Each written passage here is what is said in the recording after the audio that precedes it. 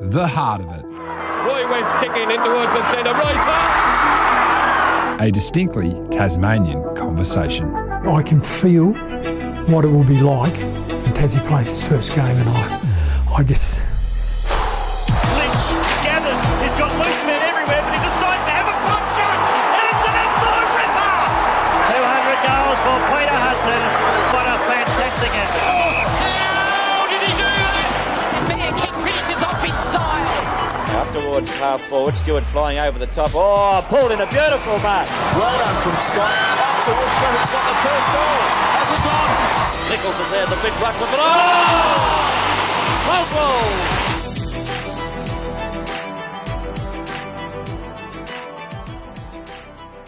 Welcome to The Heart of It. I'm Alistair Nicholson. Today, one of the most brilliant and flamboyant footballers the game has ever witnessed. An extreme talent with skill, speed and power, Brent Crosswell's feats in big games are the stuff of legend.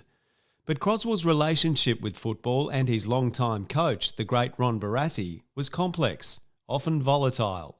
By his own admission, temperamental and at times indifferent, the precociously talented son of a Campbelltown butcher made an enormous impact on VFL football. This is Brent Crosswell's Tasmanian football story. For me, it was a very pleasant life, you know.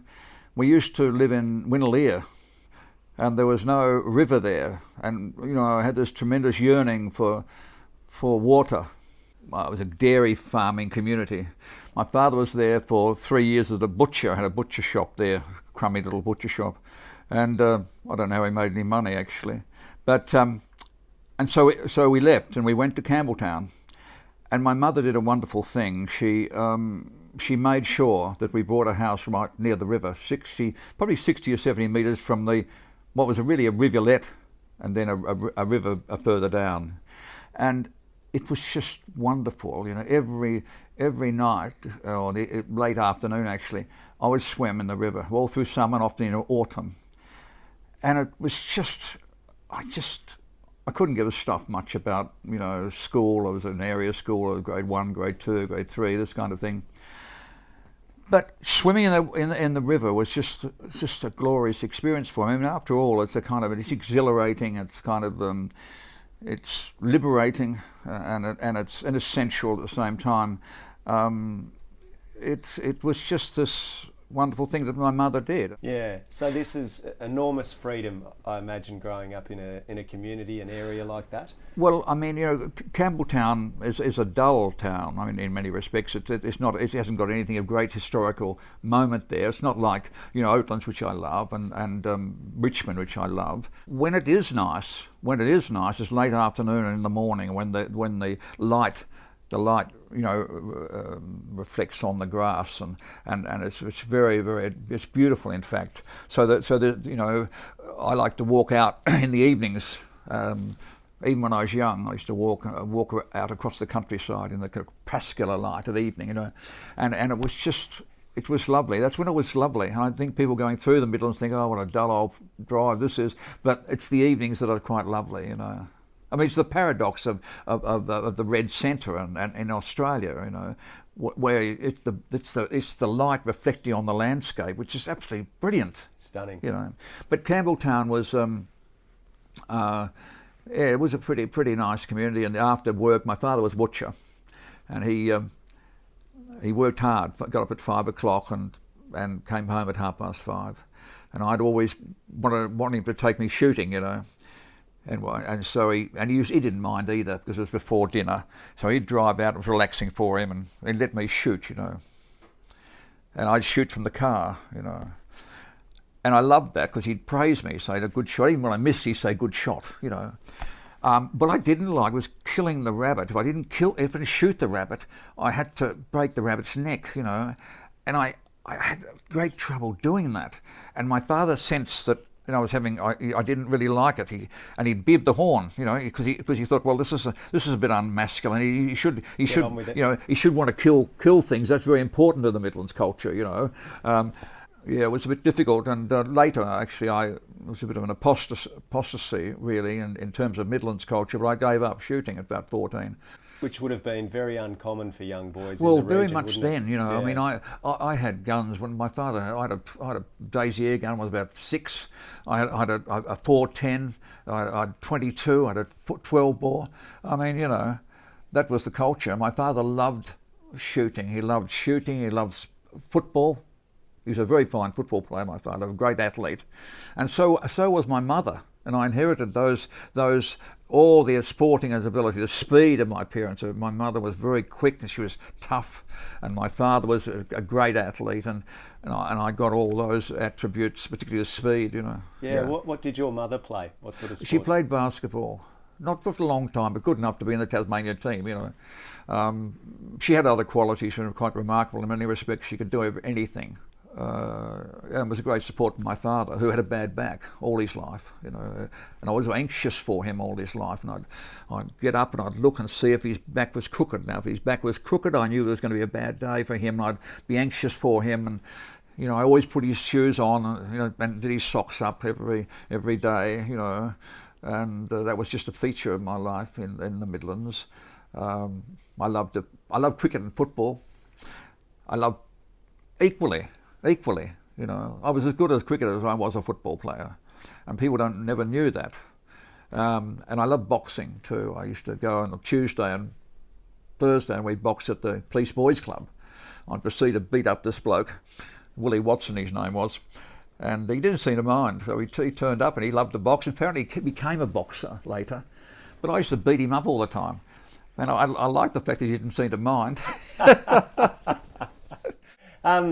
In terms of your father, you said he was a very good footballer. He played at Launceston, is that right?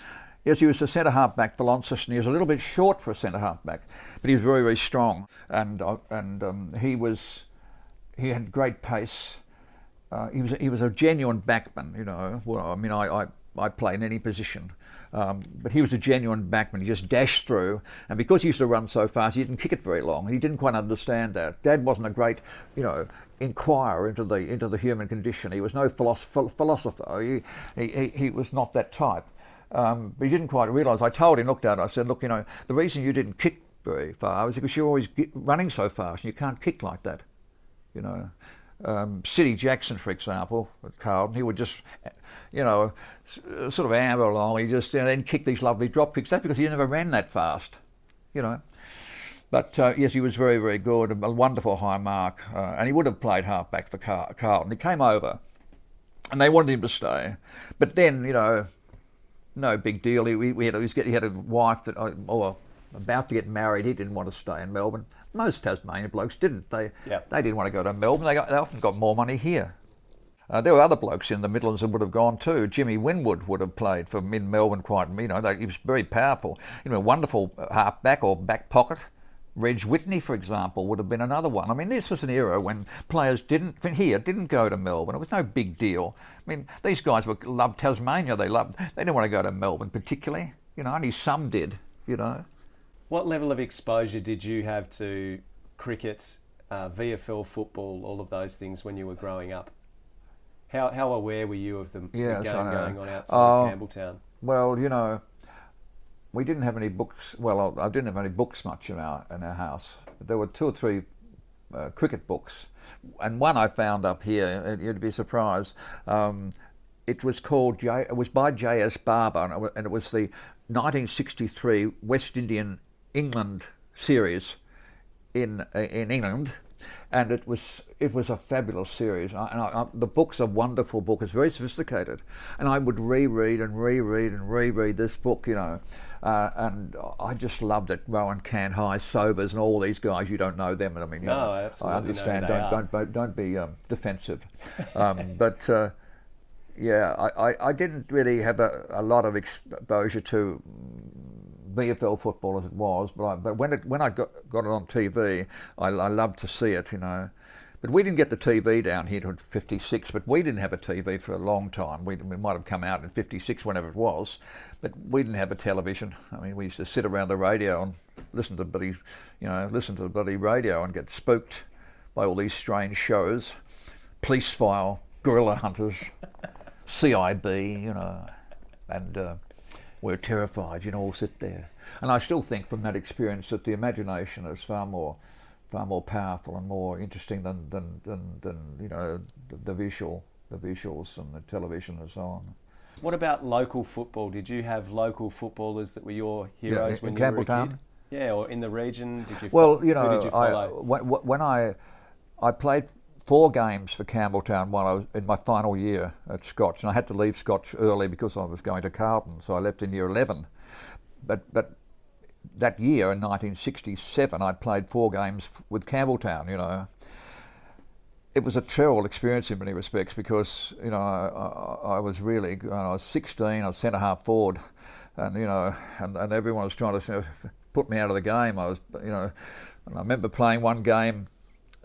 I'm not kidding. I didn't think I would ever get off that ground without being knocked unconscious. That's how it was. I had blokes coming at me every which way, and I'd never experienced anything like that. I mean, I've gone from school football to you know, senior football in the country, and I was playing one particular game. They were changing guys on me because I was kicking goals, you know, and I started to get a bit upset because it was so much physical attention. Blokes were stomping on me, and the blokes. One guy had my jock strap, you know, and I couldn't break through. I was attached to him half the game, and he got my jock strap. I couldn't move, and I didn't want to punch him or anything because he would have smashed me. He was a huge guy. His name was Ding Dong Parker. He'd played down here a bit, and everyone was frightened of him, you know. And I'd seen him play when I was about 13 or 14. I mean, and all of a sudden he's come on to me as the captain of the team. He's going to put me out of business because I'm winning the game for Campbelltown, you know. And I began to get a bit upset because it was just, you know, I was getting all kinds of treatment. I'm not going to go into the details. And he said something. He said something as we walked off the ground, and he said, which has stayed with me all my life, and because it was such a traumatic experience. He said, I don't know about it. I remember every word. He said, I don't know about anything else, son, he said, but you can play football. And I remember that all my life.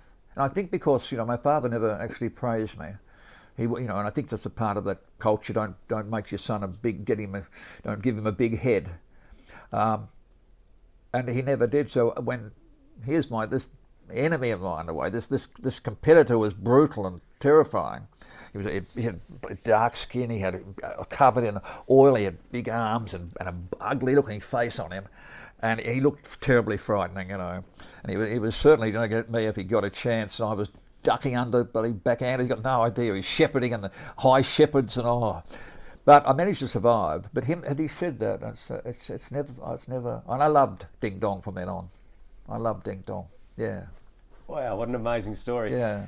You left. You said you went to the area school, and then you go to Scotch. Yes. Well, how did you arrive at Scotch? I went to a Campbelltown area school, and then in grade 6, or maybe it might be grade 7, I went to Scotch in Launceston, and it's a lovely school now, by the way, Scotch Oakburn. But then it was a very, very brutal place.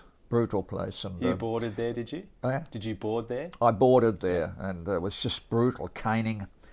There was an air of, you know, harsh kind of Presbyterian brutalness about the place, and the canings were just. I mean, you know, I've seen some horrible canings, and kids were pleading to the teacher not to cane them again, and the teacher took no notice, and these kids were just being hit in front of the class. You know, it was awful to watch, and I got hit. Were you a good student, or did you? No, give them some grief? not there, because I wasn't. I mean, I was just straight up in the country, you know, and I was bored, and you know, found it boring. I was interested in English and so on. I would actually think I was quite fair in that class. But other classes I didn't even bother. I used to sometimes you know, come last on purpose. Yeah, I didn't care less, you know, and. But no, as I got older, I began to realise, look, you know, this is a serious business. I've got to start, you know, doing something. I can't just, you know, stuff around. You know. What do you remember about your first football boots, those types of things as a young fellow? Footy boots, your football, that kind of thing. What do you remember about? Do you remember getting one? Do you remember your first boots? Oh, those. Well, you mean in Melbourne? Or so you never had them in Tasmania? Well, you know, I can't remember in Tasmania. You know, But I remember in Victoria we had these boots which were boots that came over the ankle, and they had a hard toe, and the stops were nailed in by a stutter, and it was a weapon. It was a weapon, and when I grew up a bit. I mean, I started playing at 17 over there. When I grew up a bit, I used to use the boot myself. You tread on a few blokes, this kind of thing, and you could do some damage with that boot. And when Adidas came in, they went around all the top players in each club. Maybe some clubs 1, 2. In Carlton, there were about 3 players. They approached me, whatever they were, and they gave us. They said, "We want you. We'll put you on a contract." Do you know what the contract was? $165 a year, or something like that, or $300 a year, mind you. And they're getting they had ads out. Brent Crosswell used striker high. Well, I should have got a fortune for that. Anyway. So I started to go over to the Adidas boot. Now the Adidas boot was like a slipper. It was. I thought, I don't want to give up the big boot with all the bloody stops, and you could tread on someone or stomp someone. And why should I do that and put these slippers on? I mean, they were pathetic, and they were made for speed, and you had them, they were under the ankle sort of stuff, and it was very hard for me to go over. But I kept at it, and they changed the boot and modified it, and then I gave up the old boot, which I got accustomed to, which I felt more secure. I mean, it really was a weapon. You don't quite understand that, but no, you don't. I can tell you what, mate. If you fell over in front of me, in the old days, I might have been tempted to tread on you seriously. And there was a guy that I shouldn't be ready to say this, but there was Footscray full back. I met in a pub once in Melbourne, and football's talk injuries, and he said, I told him a few injuries I had, and he said, and he put his hand out, and he had this shocking injury that it looked like something had cut him right along the, I said, how'd you have that happen? He said, you did that. I was stunned. I couldn't believe it. But that was what the boots were like, because sometimes the nail would, the wood around it would chip, or the what else they had, the plastic studs would chip around the thing, and you're left with these razor sharp bloody edges, and this 14-stone bloke, 15-stone bloke treading on you or sliding across your hand. You pulled your hand in those days. You didn't want to keep your hand out too long because someone would step on it. Wow. When did the advances from Victoria start coming? When clubs started to show an interest in you? Well, no one did. I mean, because they just weren't sophisticated then. They weren't really commercial then. They weren't professional then. That's the first thing. They should have been right on to it, because you pick up 2 or 3 great players.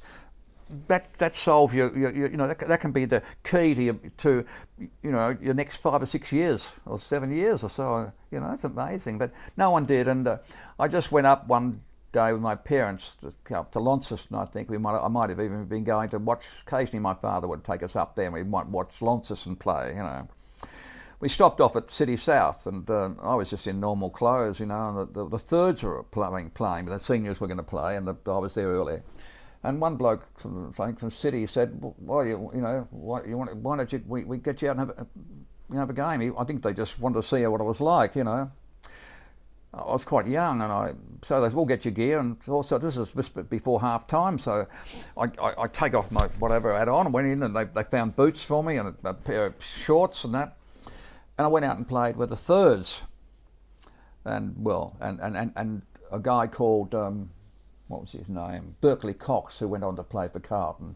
He saw me playing, and then he rang up, and then within about a short period of time, week or 2 weeks maybe, Ron Barassi came down, drove down one Sunday, and so that was it. Did you know Ron was coming, or did he just arrive? No, I didn't. I was kicking a football on the oval, and my mother yelled out, "Ron Barassi's here," or something. I was just stunned,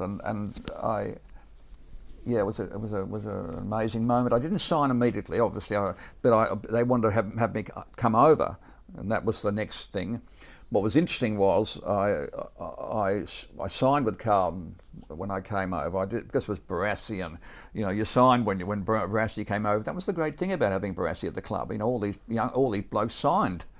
About a week after I went over to play for Scotch against Essendon Grammar School, and the secretary of Collingwood was there. So it was about a week after, and I had to say to the secretary, "I've signed with Carlton last week," and that's how close it was, you know. Yeah, but I like Carlton. I like the idea of playing for Carlton. It's a beautiful ground, and I love blue, navy blue, you know. Did you barrack for a VFL team when you were a kid? Oh, I didn't really, you know, barrack for. At that stage, I was I liked St Kilda because all Tasmania's dead, you know. That was where all the Tasmanians went there at that point. I liked Richmond. I liked Carlton. Yeah, they were the kind of teams if I had to say. Were you aware of players like Baldock? Yes, I was aware of Baldock. I used to particularly like Graham Wilkinson, who was a captain and coach of City South. You know, he's a really nice guy, and all my cousins thought he was a fantastic guy. You know, and I liked him. We sometimes we'd go to Launceston, we'd see him play, and I saw him play with the NTCA and that. For Launceston, there was another guy I can't think. Graham Lee. Gypsy I liked him to watch, and I think there was wasn't such a great player, but we all sort of liked him a bit. Someone Levitt. Anyway, played for Launceston. I can't remember anyone else. Sure. Yeah. And just onto the Barassi experience, there's a photo I've seen. Did your mother take it of Barassi in your home, talking in my home? to you and your father? I can't remember. I know that photo I know you're talking about. I don't know who took that. And can you remember what Barassi said to you when he visited you? No, he came in. I mentioned, I think recently when I was talking about Barassi, he had a blue suit on. He looked really quite smart, a bit bigger than I thought. You know, I felt at the time that I wasn't being seen to the best of my. It wasn't a great. I didn't feel that I was presented that well. I had desert boots on. I had corduroy pants on. I would have liked to have gone across to the O, which is the back of our place, and showed him what I could do. That was my feeling, and I couldn't have that opportunity because he was dressed in a suit, and I had these bloody desert boots on. I didn't even look taller as I like to look. But it was nice talking to him, and I can't remember too much about it. That's the end of 1967, and then you're at Carlton in 1968. Your first game was against Geelong. Do you have any recollections of that? Yeah, I do. It was a beautiful day, you know, and it was just young players. Like I was only 17, and I wasn't even mature physically. I was just a kid, really. And here I was in the centre, you know, this key position, because I'd been best on the ground in all the practice games, and I could have been best on the ground on that day, but young players, it's very hard for them to do that because they're distracted by all the, you know, blokes that are seen on, you know, footy gum cards or whatever, you know, Goggin kicking a stab kick. And I was on a bloke called Marshall, Dennis Marshall. He's the most magnificent player. And he ran out of the centre, I'll never forget this, and kicked a left foot stab kick at pace and hit Sharrock on the chest. I've never seen it like it in my life. It was just, and that in itself, he's the bloke I'm playing on, yet I'm thinking, wow, that's. And then there was Newman, there was, you know, I'd never played with Big Nick in this kind of situation. There were the Carlton players, apart from all the Geelong guys, the Sharrocks and the Wade and Goggin with his stab kick. I mean, I couldn't concentrate. Now I got 15 kicks, and I was not happy with the game because I was used to being best on the ground. I wasn't as well. I was a kid, but I was, you know, I expected to be best on the ground. I really did, and it was just this fabulous thing of all these guys you'd never seen before. These, you know, these are the guys you're playing with them, and there they are. And I remember a really brutal thing. I've said this so many times, but I was ruck roving sort of at that point, and Newman swung his fist back in one of the throw-ins and hit Nichols in the face and smashed his nose sideways. I'll never think like it. Blood everywhere, all over Nick, and he really Newman was a tremendously powerful guy, and he was a great athlete. He gave us everything, and it would knock me completely out. But Nichols was this big, you know, and he took the blow, and it really shook him a bit, and then the ball went out for another boundary throw-in, and I'm thinking, wow, how come he hit? No one hit, and I thought I was only a kid. I thought, did anyone just hit Nick? I can't believe this. And so I'm there waiting for this boundary throw, and they throw the ball in. And Nick just got in front and he swung his fist back, hit Newman fair in the nose, and there's blood all over Newman, you know. So here they got blood, both ruckmen got blood, and their both noses smashed. And the umpire ran up and he said, "Okay, that's enough, you two. No more of that, play the ball." And they all jogged off. That was it. You know, I was so shocked by that. I couldn't believe it. I thought, this is just, it was just like a king, they both king hit each other, you know. What an experience for a young kid to have. Yeah, I couldn't believe it. The whole experience of going to Melbourne at that age from a small Midlands town like Campbelltown to arriving in Melbourne. Yeah, I mean, it was just, I thought, gee, this is. I just thought, my God, is this just this is how it's going to be? You know? And the very next week, would you believe, I'm in the centre again. I'm playing against, my opponent is Des Tuttenham, the Collingwood captain, you know. Now, Marshall gets 25 kicks in the first game against me. He's best on the ground. Des Tuttenham gets 27 kicks. He's best on the ground. And I played the really bad game because again, I just, you know, I didn't know whether he had a guard Tuttenham. He had a particular way of playing, you know, and I had to get used to that. And I was just too preoccupied to play my own game. Well, I think it's the fourth game. I'm on Billy Barrett at Richmond. Now, he was just a fantastic player. My body's not even developed. I'm just a kid. And I played on three of the best players in Australia. And to Carlton's credit, I think Barassi, obviously, kept me in the team. Because in a way, I wouldn't want to play in the seconds. I wouldn't play in the seconds. Ted Whitten said to me once, he said, "I wouldn't play in the seconds." Ted Whitten said to me once, and I was a bit like Ted. I'd find it a real indignity to play in the seconds, you know. And I wouldn't want to play in the seconds, and they kept me on, and I was pleased about that. Because in the seconds, I'd have just gone home and I'd gone home, I think. And that was that. And I remember once during that game, and that third game against Barrett, I love Billy Barrett, you know. I was one player I did know about. Well, you mentioned a player, and I thought, what a player, you know. Wasn't a big guy, but he was, you know, he's tremendously volatile and could kick, and he was very, very strong. He could kick torpedoes from about the wing into the goal square. It was amazing. He gave me a backhander during this game, you know. Nothing. It was not too bad. I didn't worry too much about it. Within about a second after he did it, Barassi, I didn't know who was behind me somewhere. He's raced in and just flattened Barrett straight on the ground. He smashed him to the ground like that with hip and shoulder. And he said, "Don't hit fucking kids." And that's what he said. "Don't hit fucking kids." And Barrett's flattened on the ground. And I actually felt sorry for Barrett because I thought, you know, I like Billy, you know, and I thought, well, you know, the backhander wasn't that bad. You know, I thought he copped it. But, you know, I thought that's what a great captain Barassi was. You know, he's one of the great captains. You know, I love that quality in Barassi, you know, always there, you know, and he was so courageous, you know. And I felt a little humiliated too that, you know, I needed someone to look after me. I didn't like that much. But by the same token, you know, it was a great thing that he did. To play in a premiership in your first year as a teenager, how special an experience was that, and what do you remember of it? Well, you know, Barassi, we did this all through my career with him. He'd always want me in the team, even if I was half dead. And I should never have played in '68. I broke my collarbone, I think, about 3 weeks or something before that game, and it just wasn't right. I mean, my collarbone I hadn't trained properly. I couldn't bear to. I can't describe how to you this, but I couldn't bear it being tapped. The thing the pain would go right through.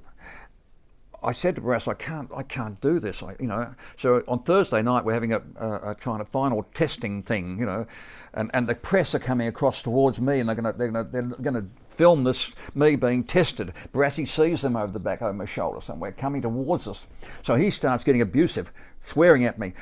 "Come on!" I said, "Brass, if you hit this again, I won't be able to play." I said, "We can't make contact. I'm trying to negotiate with him. He's furious. He's getting that angry, you know." And I might have been just turned 18 at that point. And I'm thinking, Jesus, you know, I don't want to let the team down. I can't bear to be touched on my shoulder.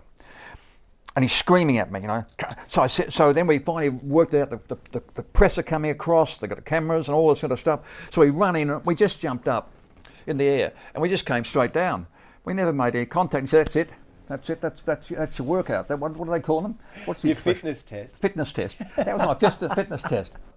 So much has been made about your relationship with Barassi over the years and that it was quite volatile. How would you describe the relationship personally? Well, it was pretty good in the first 3 or 4 years because only a kid, he can't get angry with me, you know.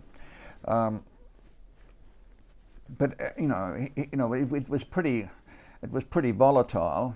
I mean, we're very similar in a way. I mean, you know, I had a bad temper on the football field. Okay, I mean, I'm perfectly fine off it, but you know, there were days when you couldn't. I didn't like taking unfair criticism. I didn't like being criticised too much savagely. You know, I'd just go completely berserk. You know, plenty of times I spent time thinking I'd love to smash Barassi. I want to punch him, I want to have a fight with him. And I'm thinking to myself, he just has to push me a little bit more, and it'll be on. Because we used to get nose to nose to each other, screaming it. You've got no idea how bad things got. Because I tell you something, I'd have knocked him around, I'd have beaten him up. But you know the thing about Barassi, he'd have kept getting up every time. And you know what? My hands have been busted, everything like that. Because I know what Barassi's like. He'd have got up, he'd ended up beating me because I'd have been exhausted. You know, I fancy myself with the fists. That was something I could do. I was good with my fists. And, you know, and that's why I was always thinking, I'm going to, you know, you push me hard enough, you know. So why did you annoy him so much and why did he annoy you so much? Well, you know, he was essentially, Barassi was a coach for a team. He wasn't like Tom Hafey, an individual coach. I like individual coaches, you know, talk to me, explain what you want me to do, da-da-da. Barassi never did that ever to me, ever. Never gave me any advice, never did any of that. He coached the team. There were times when I'm absolutely furious. I mean, I can only put up with so much. I mean, to give you a bit of an example, we're playing at North one day, right? I'm full forward. I've kicked 4 goals up to half time, right? And I've given away 2 or 3 others, okay? It's a very cramped ground. Geelong are not going to let me keep, kicking goals all the way. So they've started to put big blokes in front of me. 6'5", big red-headed ruckman was standing right where I wanted to lead. I couldn't know where to go. And I'm going to get a bit frustrated. I want to get some space. Barassi didn't believe in that kind of stuff. You know, at Hawthorn they made space for Hudson. Barassi didn't believe in that. He believed everyone's got to kick a goal. That was his idea. So there was never any space for anyone. Jesselenko too. And I was getting more and more agitated because I couldn't lead anywhere. And there was sometimes bad kicks were coming up, and I have to stop and run back, and I can't outmark a 6'5" bloke. So I was getting just to a point where I'm going to explode, you know. And I'm thinking, why doesn't he do something, you know? So I threw a punch at this bloody ruckman bloke, and then the message comes out, and he slammed me from the you know. So I'm looking up at him, swearing at him up in the stand, and there was shocking altercations and the frustration of that. And then I find that, you know, 3 days and Monday paper, he criticised me for, you know, lack of discipline and all this kind of stuff. And I wrote an article about it. You know, I hated that. It happened up in Sydney, the same thing, you know. I mean, I have to work things out. You know, I don't need some fuckwit, you know. Sending a runner out, giving me fucking instructions. You know what I mean? It's just when I'm trying to get a bloody kick. Look, I admit I had a bad temper, but not all the time. I mean, it was times when I had quieter days, but you know, if it was a bad day, if I was having one of my bad days, I mean, you know, I'm perfectly capable of treading all over someone, and I wouldn't think twice about it. You know, I mean, I'd tread on you, and in fact, if you were playing on you, I'd got a chance, I'd tread on you. You know. Or I'd go completely berserk or something like that. So, because this was talked about a fair bit around your career as well, you could be so brilliant in big games and then go missing sometimes. Do you know why that happened? Do you agree with that? Well, you know, because I could play in any position. Barassi was constantly had a problem up in the half-forward flank, switched me up there. I didn't get a lot of chances to settle down into one position. You know, I could be used anywhere. When there was problems at North, he'd move me or Blight. Blight was full forward, I'd be full back. He moved the two of us, and that would solve the problem. You know, one of us would come right. You know, and that was one of the difficulties I had. And also, I mean, when I was about 21, 22, I started to get a bit indifferent to football. I mean, you know, I walked into a premiership team when I was 17. What else was there to do after that? I mean, what was I felt felt a bit let down, you know. I mean, having a goal to get in and play league football and then just to walk in it and be a key position player when I was 17, what else? I lost a little bit of drive. I could have, you know, thrown it in at that point. I think that didn't help much. Right. I think someone should have given me some advice, I think. Whether I would have taken it or not, I don't know, but I tend to play the man probably a bit too much. And I built up too because with playing in big positions, I built a bit of muscle up, probably a little bit too much.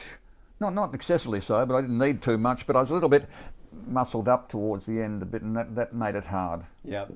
1970, many say you were the best on the ground in the 1970 grand final. What do you remember of that occasion, and what is one of the most famous victories in the history of the game? Well, 70 was an amazing thing. I mean, to be that far down and then after half time thinking, oh, well, we just got to make a game of it. That was the idea. We weren't going to really, I couldn't imagine us winning it, not then. But it happened. It was just, and even today, it's a good game to watch. Even the game, you know. Do you remember the conversations at half time? Because there's been a lot said about that. Move the ball by hand. I was always preoccupied with thinking, how have I got to get on? See, look, I was a little bit selfish in a way. I mean, if we lost the grand final and if I played well, that was good enough for me. I wanted to play well. You know, there's a sense in which that was more important to me. You know. But if we won a grand final, I didn't play well. I was just dead. Didn't give me any satisfaction much. Yeah, I'll have to say that. Okay. Yeah.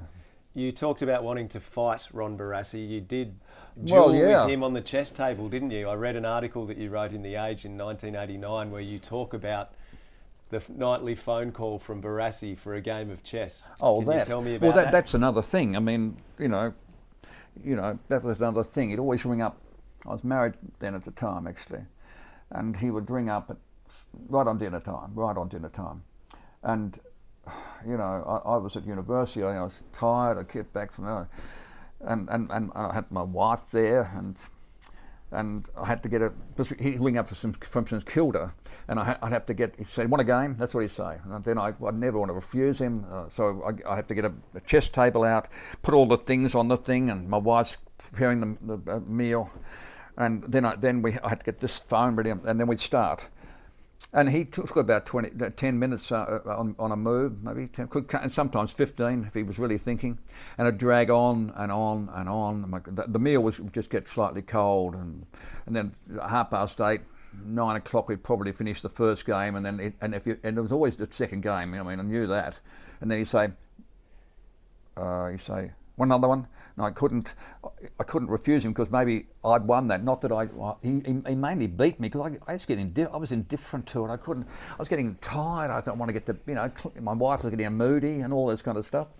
I was tired at university the next day, and we'd play another game. That would end at 1, 12, 1 o'clock. And that would go on for a few. It didn't go on for long because I couldn't take it. It was wrecking me. You know. And the worst of it is, I get to training. He blasts me at training, but he blasts me for training. I spent fucking 3 hours playing chess with him. He wrecked my marriage, and and he gave me a blast, training, for doing something wrong. It is a fascinating relationship because, I mean, you go from Carlton under Barassi, then you go to North Melbourne under Barassi. You play in North Melbourne's first ever premiership in the VFL. It was wonderful too because, you know, I didn't want to necessarily leave Carlton. You know, you know, and to go to North was a big thing, you know, and to win that premiership, because it was the first premiership ever. Yes. So why did you leave Carlton if you didn't want to leave? Well, I wanted more money, and to ask for money then was considered a sort of a low thing to do. You know, you played for the love of the game and the love of the club, and then to ask for money meant you didn't love the club. You didn't love the game. You were selfish, or you were money hungry. Ironic, isn't it, for the committeemen and all the people there, all these wealthy bloody guys, and players were money hungry, and we were selfish and all this kind of stuff, you know.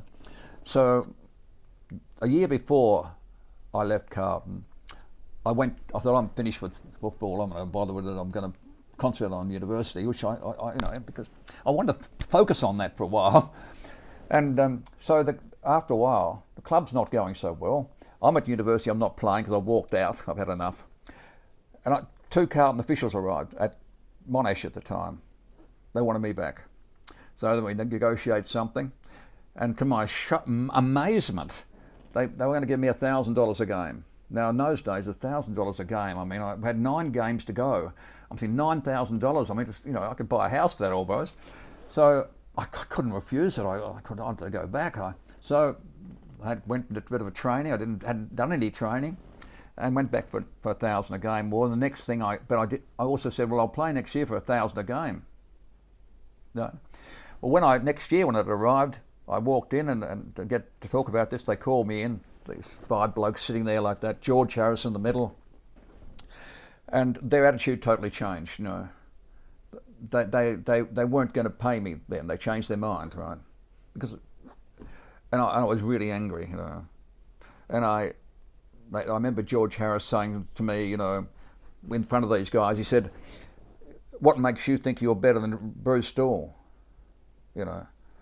And I said, "I don't give a stuff what Bruce Stawell's interested." I leaned forward. I said, he'd play for nothing. And George Harris almost jumped up. He said, "You go and get fucked," he said to me, you know.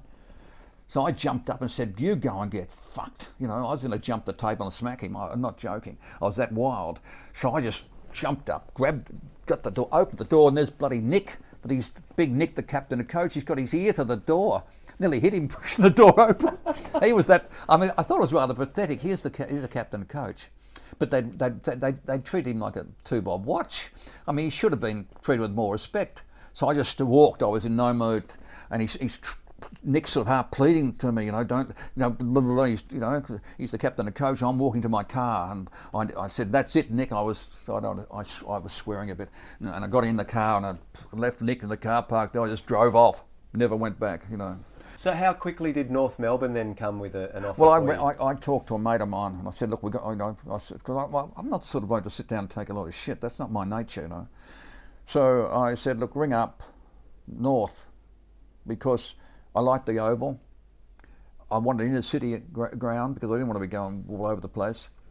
I knew that North were starting to show a little bit of form. You know, it wasn't because of Barassi. No, I had to try and survive. You couldn't just walk out in those days because the presidents of all the clubs, they can gang up against you and not even bother. You can just be sitting there. You can stand out for a year or 2, even more, if they wanted you. You know. Mm.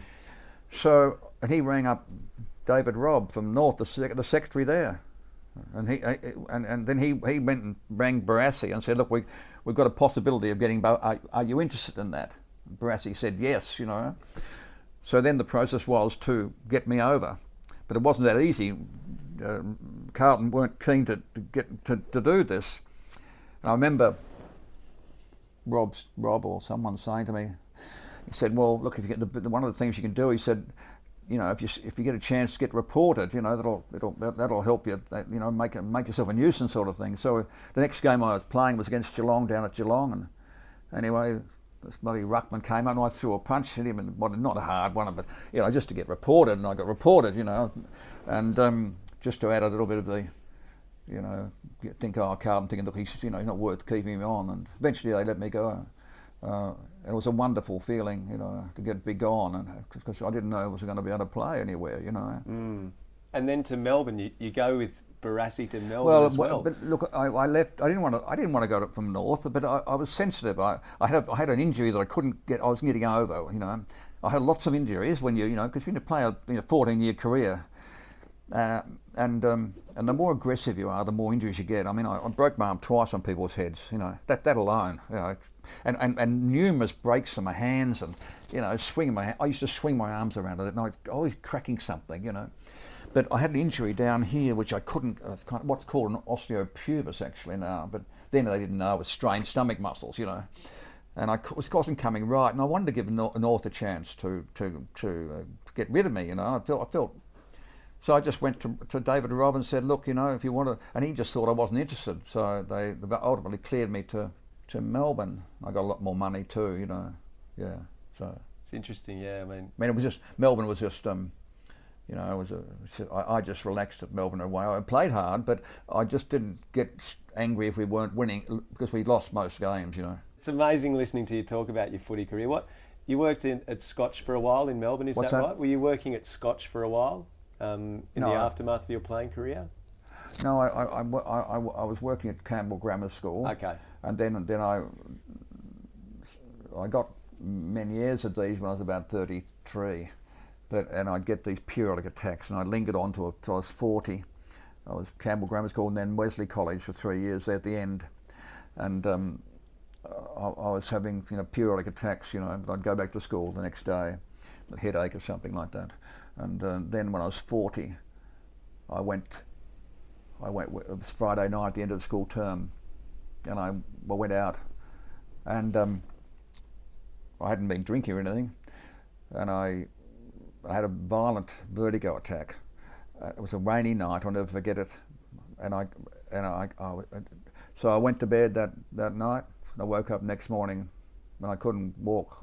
My balance had gone, and then I realised. I thought I'm finished. I realised because I thought, how am I going to get this right? Never came right, and that was it. That was the end of my teaching. It was all over. The whole game was up. I had a wife and 2 children. My son was 4 years old, and it was a nightmare. For the next 10 years I was confined pretty much to a house. And that was it. Hopefully I'm on top of it a bit now. Sure. Yeah. So is that what brought you back to Tasmania? What's that? Is that what brought you back to Tasmania? And I went back to Tasmania because I needed my parents to look after me essentially. I didn't get a lot of support, I don't think, with this condition until I went back to my parents, and they began to, got some stability there, and went to Campbell and stayed there for a while, and then that was it. So I'm back here mainly because of that. Otherwise, to be stuck in that with that condition, stuck in a Melbourne suburb, on the fringes of Brunswick, and just stuck there, hot weather, no air conditioning in the house, and I'm stuck in the house every day, lying in bed mostly. A little seat beside the bed. Couldn't watch television or anything like that. Couldn't sit with my family because I had to sit in one special seat. Otherwise, I'd get, eat food in the top of the fridge, scraping the food in like that because I couldn't move my head around. I walked around like this and had to keep my head very still, and it was a bloody nightmare. Yeah. Not sure how much you've followed this, but Tasmania has been given an AFL licence for men's and women's teams in the AFL. Well, I like to see Tasmania with a team, because they ought to have had a team a long time ago. And Tasmania's it was a football state, less so now, because I did a little bit of teaching up at Hutchins, and in many classes there wasn't a lot of kids that were into in AFL, because things have changed. There's a whole range of sports that kids play. But I'd like to see them have a team. One last one, Brent. How do you reflect on your time in football? It was such a significant part of your life. Do you look back on it fondly? What are the overriding emotions? Well, it's a hard one. Yeah, I wanted to play it that way. I could have been a really clean player and. Not being so volatile. I could have been. I have to really discipline myself. But I wanted to do it my way, and even if it meant that I wasn't going to, get 50 kicks every game. There's different ways to play football. I did as good as I could do under the circumstances. I mean, I wasn't all that keen like other blokes were, you know.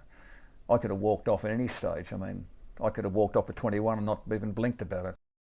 Brent Crosswell, the true enigma. There have been few characters like him in the game's storied history. On his day, there were none better. For more tales of Tasmanian football greats, you'll find more episodes of The Heart of It along with other great Tassie footy content at tasmaniafc.com. Remember to subscribe to the podcast and enjoy a new episode every week. I'm Alistair Nicholson. Thanks for listening.